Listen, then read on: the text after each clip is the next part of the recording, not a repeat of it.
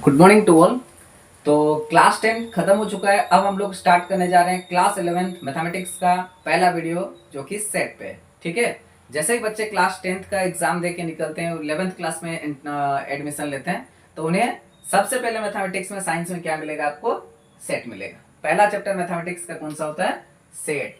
ठीक है, अब हम लोग देखने वाले हैं ये सेट पे कि सेट का इंट्रोडक्शन लेंगे। सेट क्या है, सेट को कैसे रिप्रेजेंट करते हैं, सेट का टाइप्स ऑफ सेट के बारे में बात करेंगे और कुछ आज प्रॉब्लम्स बात करेंगे। ठीक है, और इस पे एक नेक्स्ट हम लोग का क्लास होगा जो हम लोग कुछ एनसीईआरटी हो गया या डिफरेंट कुछ बुक से क्वेश्चन वगैरह डिस्कस करने वाले हैं। ठीक है, तो आइए स्टार्ट करते हैं। सेट, तो सबसे पहले बच्चों सेट होता क्या है? सेट जो है, सेट को इस तरह से डिफाइन किया जाता है कि set A well defined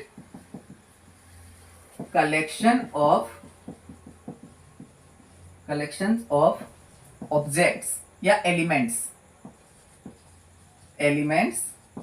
is called set।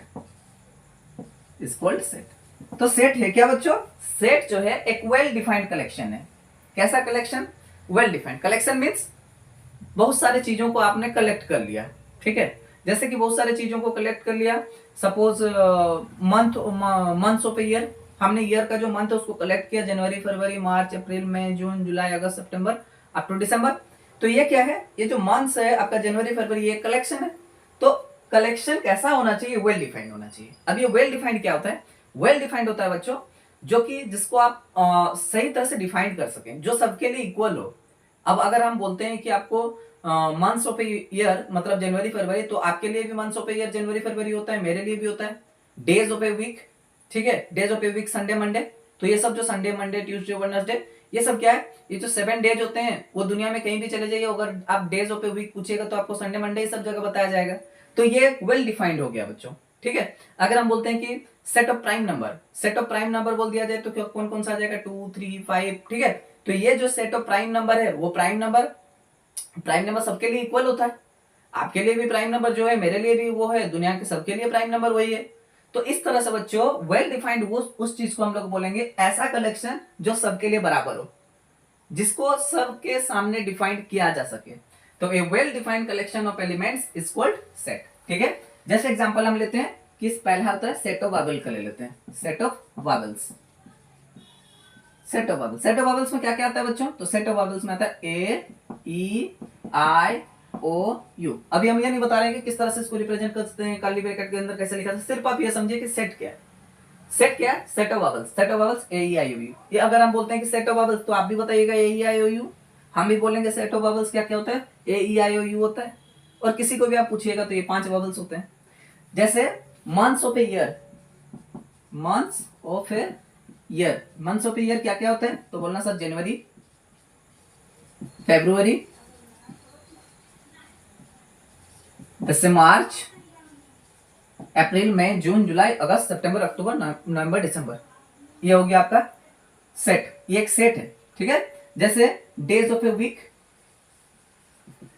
ठीक है, डेज ऑफ ए वीक ये क्या होगा बच्चों? संडे मंडे, ये क्या है? ये कलेक्शन है, वेल डिफाइंड है। वेल डिफाइंड मतलब सब के लिए इक्वल है और सब बोलेंगे किस days of a week, Sunday Monday Tuesday Wednesday Thursday Friday Saturday. तो ये सारा एग्जांपल हम आपके सामने रख दिए। जैसे प्राइम नंबर का सेट, ठीक है, या फिर सेट ऑफ प्राइम नंबर। अगर आप सेट ऑफ प्राइम नंबर को देखोगे तो 2 3 5 7 इस तरह से ये सेट ऑफ प्राइम नंबर पूछा जाए तो आप भी यही बताइएगा, हम भी यही बताएंगे, और किसी दूसरा को भी पूछा जाए तो सेट ऑफ प्राइम नंबर ही बोलेगा। तो ये एक वेल डिफाइंड हो गया। ऐसा चीज जो सबके लिए इक्वल हो वो वेल डिफाइंड हो गया। ठीक है, अगर हम ये बोल दें आपके सामने बच्चों, इसको नोट करना तो आप नोट कर सकते हैं। अगर हम बोल दें कि सेट ऑफ 5 ब्यूटीफुल फ्लावर्स, ठीक है, सेट ऑफ 5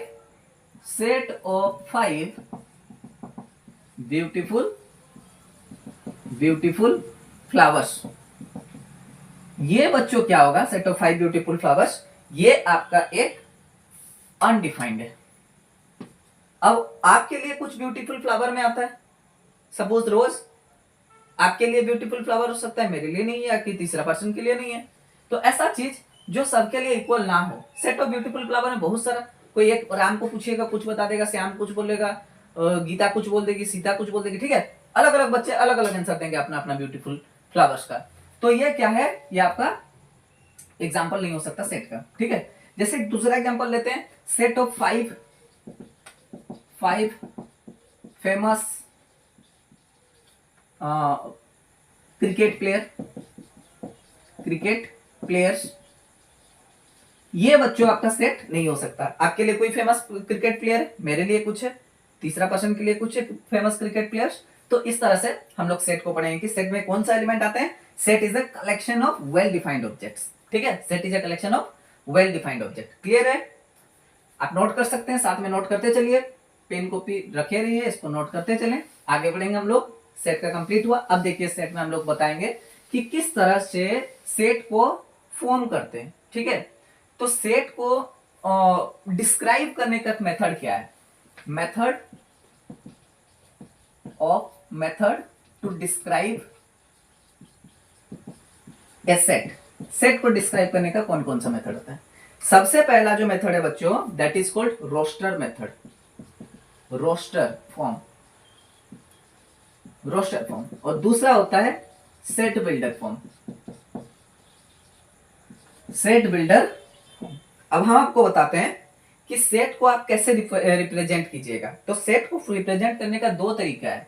आप तो या रोस्टर फॉर्म कीजिए, या रोस्टर फॉर्म को दूसरा होता है टेबुलर फॉर्म भी बोलते हैं बच्चों, टेबुलर फॉर्म, या फिर आप सेट बिल्डर फॉर्म बताइए, सेट बिल्डर फॉर्म। अब ये रोस्टर फॉर्म और सेट बिल्डर फॉर्म में होता क्या है, ठीक है। तो रोस्टर फॉर्म में हम लोग क्या करते हैं बच्चों, कि रोस्टर में हम लोग ये करते हैं, elements are written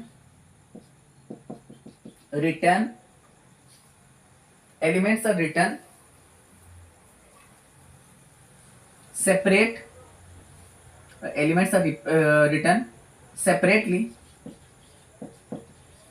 separately by comma, ठीक है। Elements are written separately by comma, within comma, ठीक है। अच्छा, इन ए ब्रैकेट, अच्छा कैसा ब्रैकेट होगा बच्चों? कर्ली ब्रैकेट का बात करते हैं, ऐसे इस तरह से ब्रैकेट का हम लोग बात करते हैं, कर्ली ब्रैकेट का बात करते हैं। सपोज हमने बोल दिया ए इज ए सेट, और ए के अंदर हमने क्या रख दिया, सेट ऑफ प्राइम नंबर्स है। तो सेट ऑफ प्राइम नंबर बोल देने से बच्चों 2 3 5 7 डॉट डॉट, ठीक है। ये क्या हो गया बच्चों, सेट को रिप्रेजेंट करने का फॉर्म है, और हम इसको किस फॉर्म पे लिखे, रोस्टर फॉर्म में लिखे, ठीक है। ये आपका सेट को रोस्टर फॉर्म में लिख दिया। जैसे हम बोलेंगे कि suppose B is a set of vowels, तो आप बोलोगे ए ई आई ओ यू, ये एक सेट ऑफ वावल्स है बच्चों, जो आपको रोस्टर फॉर्म पे रिप्रेजेंट किए, ठीक है। ये हमने रोस्टर फॉर्म पे रिप्रेजेंट कर दिया, ठीक है। अब सेट बिल्डर पे इसी चीज को कैसे लिखते हैं? सेट बिल्डर पे लिखा जाता है बच्चों, आप रोस्टर फॉर्म को लिख लीजिए, रोस्टर और सेट बिल्डर। ये रोस्टर फॉर्म को अगर आप डिफाइन करना चाहते हो तो लिख सकते हो कि element are written separately by comma in a bracket, ठीक है। ये हो गया रोस्टर फॉर्म का डेफिनेशन। अब आप हम लोग सीखेंगे कि सेट बिल्डर पे कैसे लिखते हैं। सेट बिल्डर पे लिखा जाता है बच्चों,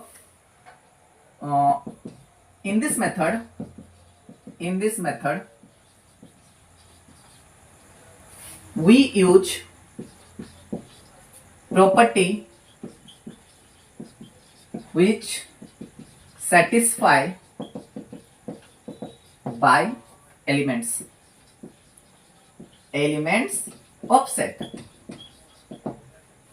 ये सबसे इंपॉर्टेंट है बच्चों, सेट बिल्डर फॉर्म पे हम लोग क्या करते हैं, in this method we use property which satisfy by elements of set. हम लोग सेट का प्रॉपर्टी को रिप्रेजेंट करते हैं। सेट बिल्डर फॉर्म पे हम लोग सेट का प्रॉपर्टी को रिप्रेजेंट करते हैं, और कैसा प्रॉपर्टी, जो उस एलिमेंट सेटिस्फाई करे, उस सेट का एलिमेंट ऐसा प्रॉपर्टी को सेटिस्फाई करे, उस प्रॉपर्टी को हम लिखेंगे। जैसे अगर हम आपके सामने ये लिख दें कि A equal to x such that x belongs to prime number prime number, x belongs to prime number less than 10। ठीक है, ये क्या है बच्चों, x such that x belongs to prime number less than 10। ये हमने एक सेट लिखा है, तो ये जो सेट है बच्चों ये सेट बिल्डर फॉर्म है, यानी कि इसको रिप्रेजेंट हम लोग कैसे करेंगे, टेबुलर फॉर्म पे या रोस्टर फॉर्म पे। x क्या है, प्राइम नंबर है, तो प्राइम नंबर 2 3 5 7, 8 नहीं होगा, 9 नहीं होगा, 10 नहीं होगा, मतलब ये जो सारा एलिमेंट्स है बच्चों ये आपका यही सेट है, ये सेट यही है, बट इसको रिप्रेजेंट करने का हमने दो तरीका से इसको रिप्रेजेंट किया। पहला जो है that is set builder form, दूसरा जो है वो रोस्टर फॉर्म होता है। ठीक है, तो रोस्टर फॉर्म पे हम लोग किस चीज का यूज करते हैं, property satisfy by the element. Property satisfy मतलब उसका उस एलिमेंट का, उस सेट का एलिमेंट उस प्रॉपर्टी को सेटिस्फाई करे। ठीक है, जैसे एक दूसरा एग्जांपल हम आपके सामने रखते हैं, इसको आप लिख लीजिए, ठीक है, नोट कर लीजिए। हम आपके सामने एक दूसरा एग्जांपल रखते हैं, चलिए जैसे एक एग्जांपल हमने रखा, सपोज a इक्वल टू 1 2 3 4 5 6, ठीक है, 6 फाइनाइट कर देते हैं इसको,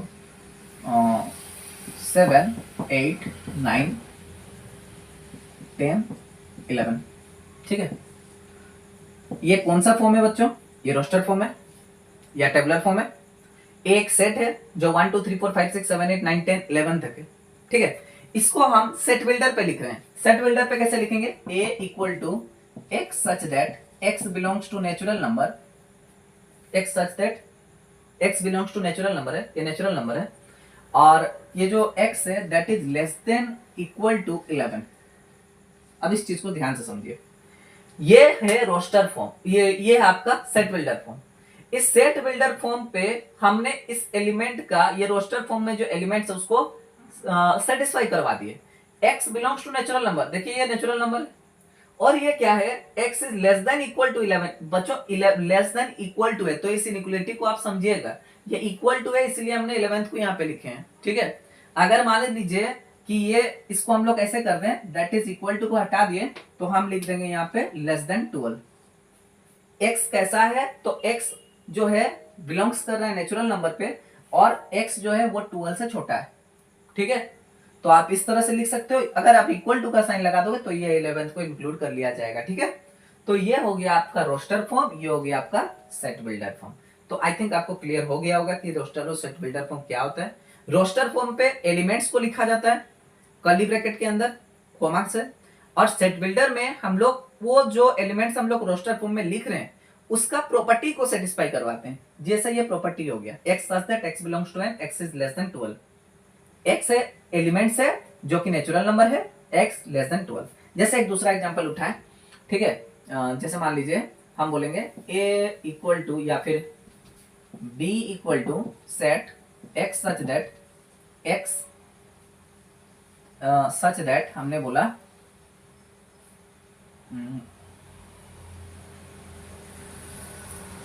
x इज ए परफेक्ट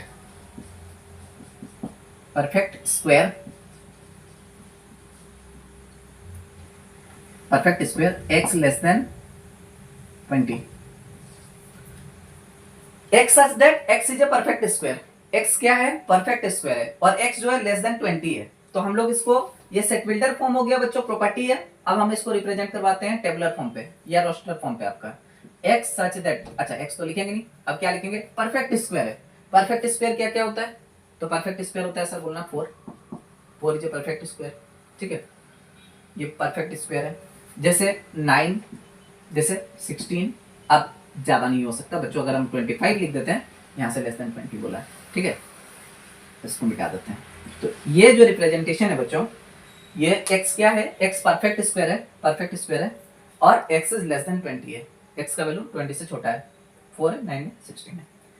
तो क्लियर हो गया आपको रोस्टर और टेबुलर फॉर्म, सेट बिल्डर और टेबुलर फॉर्म। चलिए मिटाते हैं। नेक्स्ट हम लोग देखेंगे बच्चों, रिप्रेजेंटेशन ऑफ सेट के बाद एक इंपॉर्टेंट हम लोग के पास क्या आ गया, टाइप्स ऑफ सेट। अब ये सेट कौन कौन सा टाइप होता है, सबसे पहले हम लिखेंगे empty set. Empty set.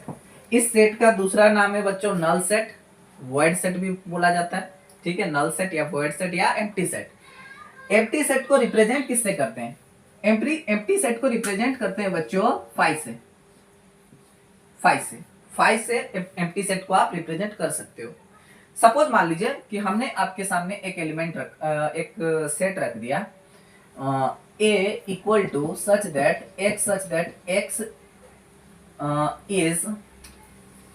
x is greater than 1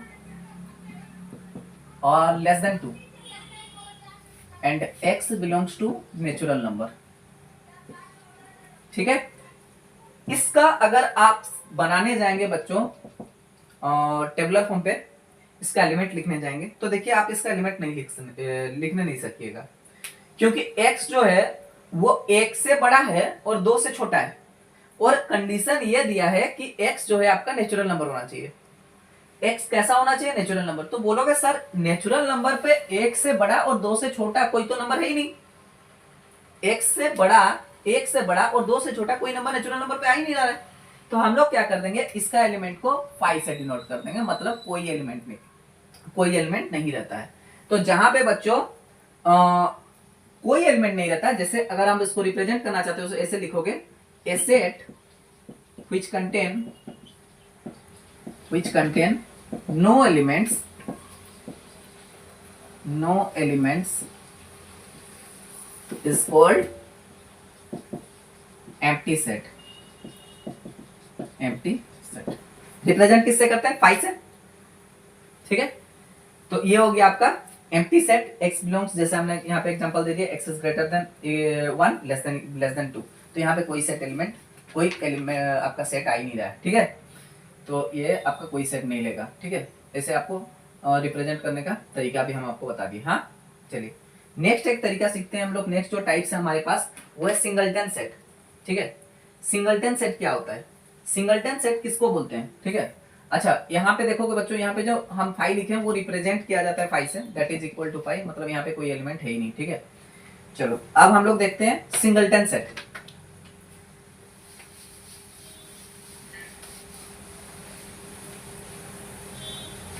singleton set क्या है, singleton set spelling SINGLETON। Singleton set क्या होता है, सिंगलटन सेट आपको नाम से पता चल रहा है कि सिंगल एलिमेंट, जो सेट सिंगल एलिमेंट कंटेन करता है उसका नाम होता है सिंगलटन सेट, ठीक है। जिस सेट में एक एलिमेंट होता है उसको हम लोग क्या बोल देते हैं, सिंगलटन सेट। जैसे एक एलिमेंट होगा, suppose a equal to x such that x is greater than x belongs to natural number and x is greater than 1 और लेस देन 3। ये कौन सा एलिमेंट होगा, ये कौन सा सेट होगा बच्चों, तो ये जो है आपका सिंगलटन सेट आता है, ठीक है। ये कौन सा सेट आता है, सिंगलटन सेट आता है। x such that x belongs to natural number, x natural number है और x जो है वो 1 से बड़ा है 3 से छोटा, 1 से बड़ा 3 से छोटा, 1 से बड़ा 3 से छोटा, कौन सा आएगा, 2। तो देखिए बच्चों ये सिंगल एलिमेंट ले लिया, जिस वजह से इसका नाम हो गया सिंगलटन सेट, ठीक है। इसको डिफाइन करना है तो आप ऐसे लिख सकते हैं, a set which contain single element is called singleton set. तो जो सेट सिंगल एलिमेंट को कंटेन करता है उसको हम लोग सिंगलटन सेट बोलते हैं। क्लियर हुआ, लिख लिए। चलिए अब आगे बढ़ते हैं, दैट इज सब। अब हम लोग ले लेते हैं कौन सा, इक्वल सेट। इक्वल सेट क्या होता है,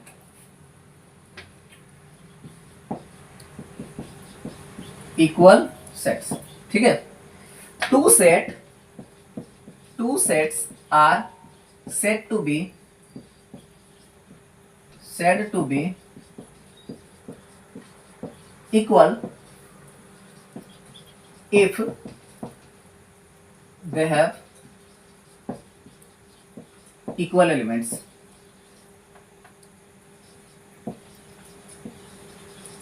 इक्वल एलिमेंट्स, ठीक है। दो सेट को आप इक्वल सेट बोलोगे अगर उन दोनों में सेम एलिमेंट है, इक्वल एलिमेंट है। सपोज मान लीजिए कि हमने एक सेट रखा A equal to suppose A B C, ठीक है, और बी इक्वल टू रखे बी सी ए। ये दोनों कैसे है बच्चों? ये दोनों इक्वल सेट है, ये दोनों इक्वल सेट है क्योंकि यहाँ पे सेम एलिमेंट है। देखिए ए बी सी ए। हाँ, आप जो उसका ऑर्डर होता है उसको आप चेंज कर सकते हो, बट यहाँ पे एलिमेंट्स जो है आप देखा जाए तो आपका सेम होगा, ए बी सी। तीन एलिमेंट्स है, यहाँ भी तीन एलिमेंट्स है और तीनों एलिमेंट सेम है। तीन एलिमेंट ये मतलब नहीं रखता तीनों एलिमेंट सेम है, ये मतलब रख रहा है आपका इक्वल सेट में। तो आप दो सेट को कब इक्वल बोलोगे? If they have equal set, equal elements. अगर दोनों में इक्वल एलिमेंट्स है, सेम एलिमेंट्स है, तो आप इन दोनों को क्या बोल दोगे बच्चों? इक्वल सेट बोल देना। ठीक है, क्लियर हुआ? जैसे मान लीजिए एक दूसरा एग्जांपल लेते हैं। सपोज बी में मेरे पास एलिमेंट है 5 6 7 8 और सी में मेरे पास एलिमेंट है 5 7 8 9। बच्चों ये देखिए यहाँ पे चार एलिमेंट्स है, यहाँ पर भी चार एलिमेंट्स है, लेकिन यहाँ पे 9 है और यहाँ पे आपका 6 है, जो कि यहाँ पे इसका 6 बी का 6 सी में नहीं है और सी का 9 इसमें नहीं है। तो आप बोल देना कि ये दोनों इक्वल नहीं है। क्लियर हुआ? मिटा दें? चलो अब हम लोग आगे बढ़ते हैं और आगे बढ़ते समय हम लोग कौन सा सेट पे बात करेंगे? Equivalent set. चौथा जो सेट होगा बच्चों, equivalent set. Equivalent set, equivalent set किसको बोलते हैं? इक्विवेलेंट सेट किसको बोला जाता है? Two sets are said to be equivalent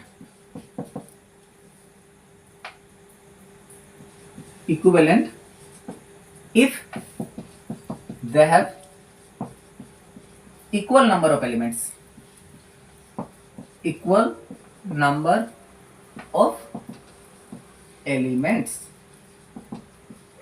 अगर equal number of element, equal element होना जरूरी नहीं है, इक्वल नंबर ऑफ एलिमेंट है, तो फिर हम लोग दो सेट को बोल सकते हैं इक्विवेलेंट सेट। सपोज की एग्जांपल की हम लिखते हैं a इक्वल टू है 2 3 7 4 और b इक्वल टू बच्चों मेरे पास है 3 4 7 6। तो ये दोनों बच्चों a is equal to b जो है इक्विवेलेंट है, a is equivalent to b। इस तरह से इक्विवेलेंट लिख दिया जाता है, मतलब a जो है b का इक्विवेलेंट है। देखो यहाँ पे 4 एलिमेंट्स है, यहाँ पे भी 4 एलिमेंट है। जरूरी नहीं कि इसका एलिमेंट ये सेम हो, लेकिन नंबर ऑफ एलिमेंट यहाँ पे दोनों पे इक्वल होना चाहिए। ठीक है, तो हमने बात कर लिया इक्विवेलेंट सेट पे। अब हम लोग नेक्स्ट बात करते हैं बच्चों इक्विवेलेंट सेट। हाँ, तो अब क्या नंबर ऑफ एलिमेंट यहाँ पे इक्वल होना चाहिए। अब देखिए एक नेक्स्ट हम लोग बात करते हैं फाइनाइट सेट किसको बोलते हैं। आप इसको नोट कर लीजिए, फाइनाइट सेट किसको बोलते हैं। ठीक है, देखो फाइनाइट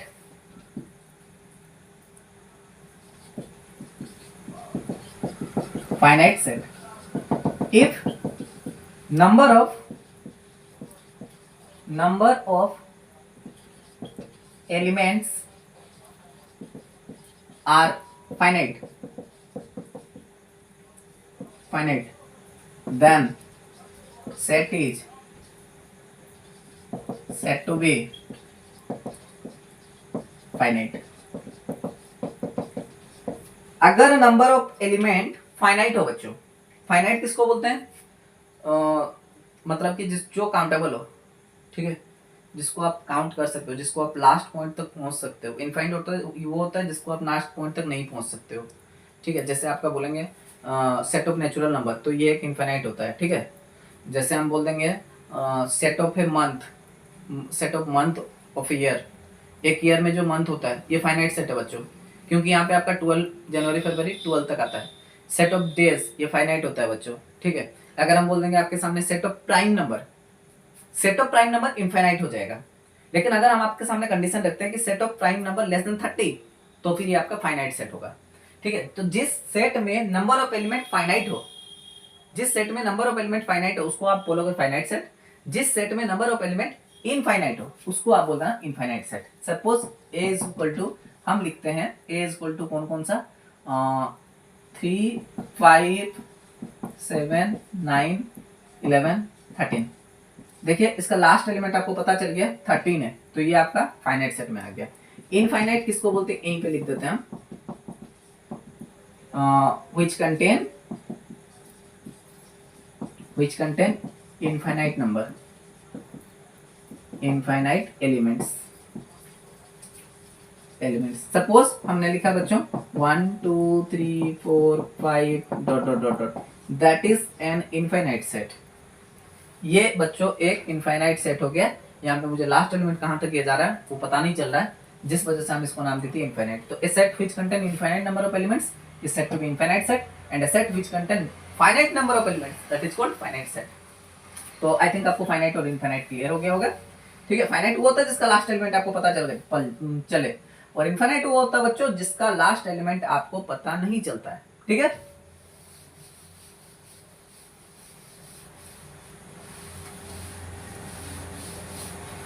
अब फाइनाइट और इनफाइनाइट के बाद हमने पकड़ लिया कौन सा, फाइनाइट, इक्विवेलेंट, इक्वल पढ़ लिए। अब हम लोग पढ़ लेते हैं कौन सा set, that is subset.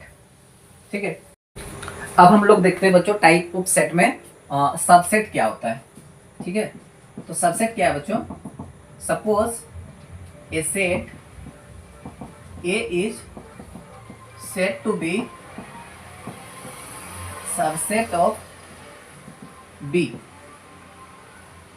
if all the elements of A contained by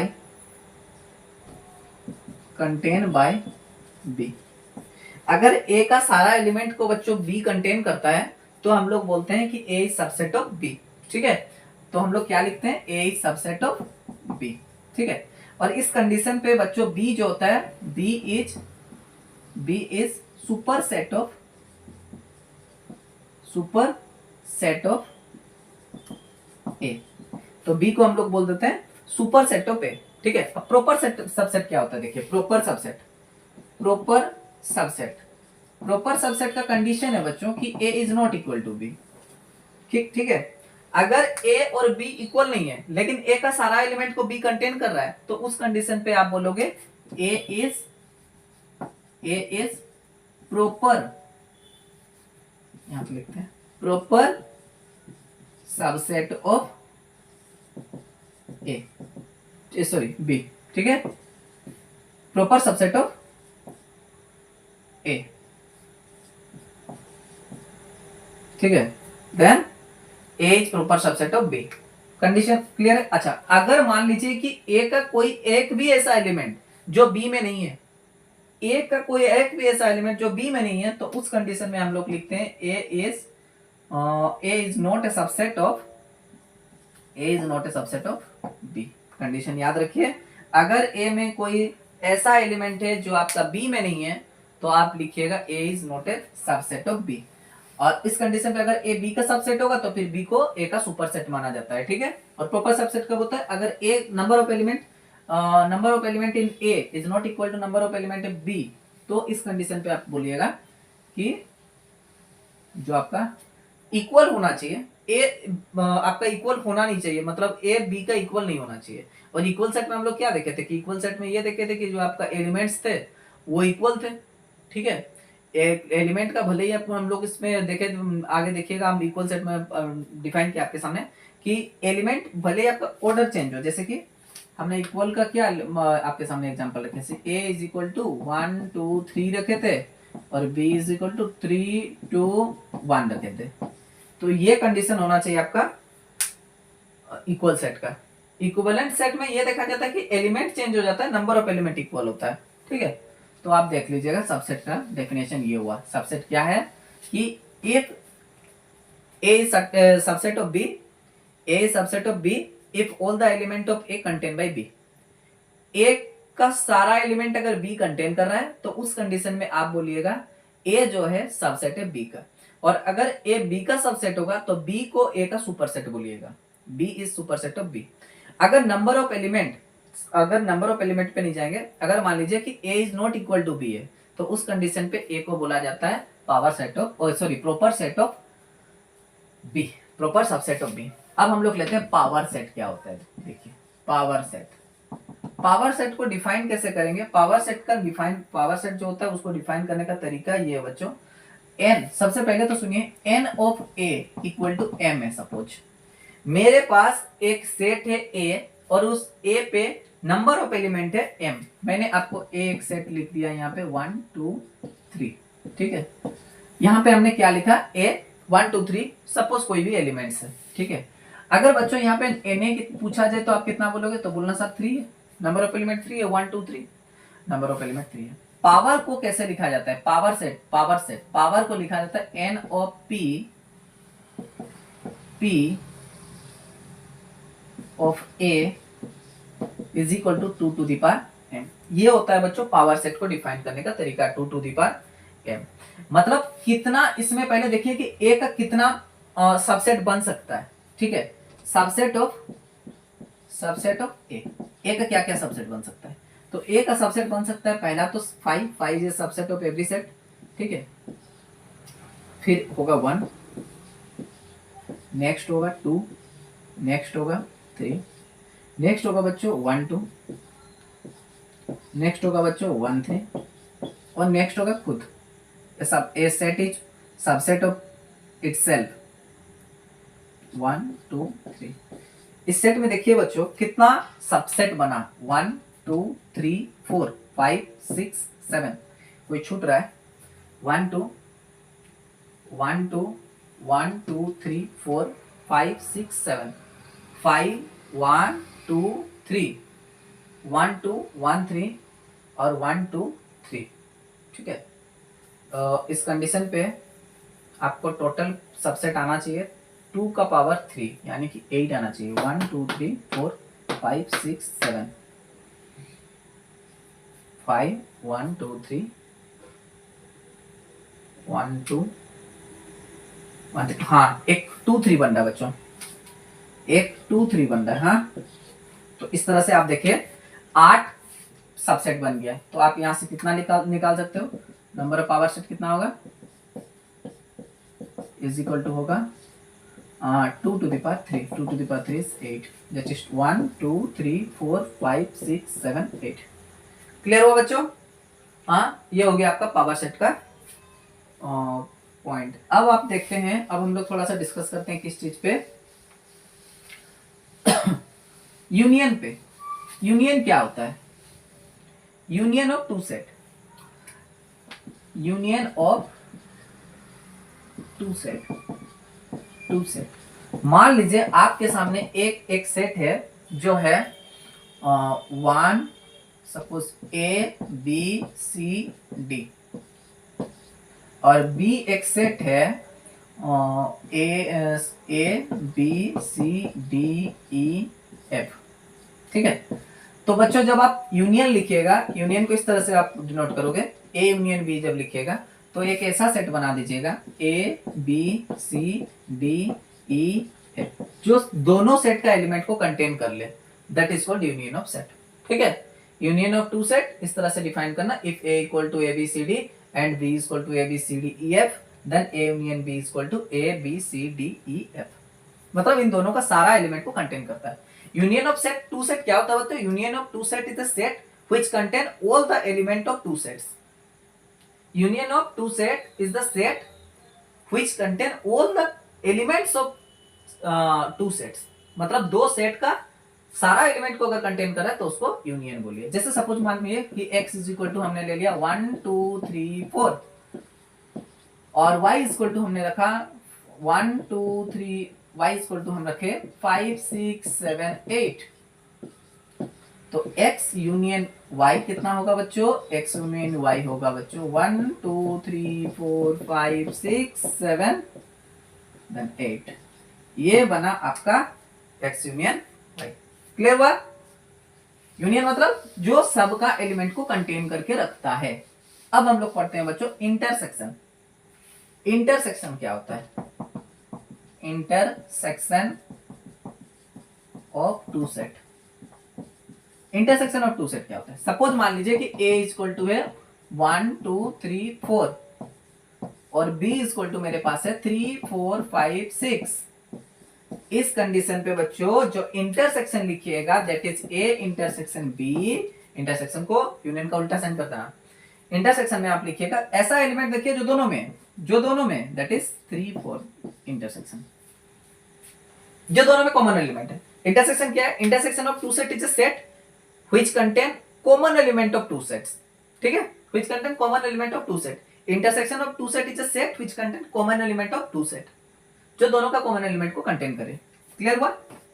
हाँ, चलिए लिख सकते हैं आप, एग्जांपल और भी ले सकते हैं इसे। अब हम लोग एक बात करते हैं, यूनिवर्सल सेट क्या होता है, एक बताते हैं यूनिवर्सल सेट क्या होता है। यूनिवर्सल सेट, यूनिवर्सल सेट को बच्चों यू से डिनोट करते हैं। सपोज मान लीजिए कि आपके सामने ए है 1 2 3 4, बी है 5 6 7, सी है 7 8 9। तो जो बच्चों यूनिवर्सल सेट बनेगा ना वो इन सारा सेट का एलिमेंट को कंटेन करता है। Universal set is a set which contain all the elements of sets, all the element of all sets, जितने भी सेट है। ए में सेट कितना है, एलिमेंट कितना है 1 2 3 4, इसमें कितना है 5 6 7, इसमें कितना है 8 9, ठीक है। और एक चीज याद रखिएगा, सेट में कोई भी एलिमेंट को रिपीट नहीं किया जाता, ठीक है, वो मीनिंगलेस हो जाता है। 1 2 3 4 5 6 7 8 9, तो ये एक आपका यूनिवर्सल सेट हो गया। यूनिवर्सल सेट को यू से डिनोट करते हैं। यूनिवर्सल सेट वो होता है जो सारा एलिमेंट को, जो हर एक सेट का एलिमेंट को कंटेन करके रखता है, ठीक है। चलिए अब बताते हैं आपको कॉम्प्लीमेंट ऑफ सेट।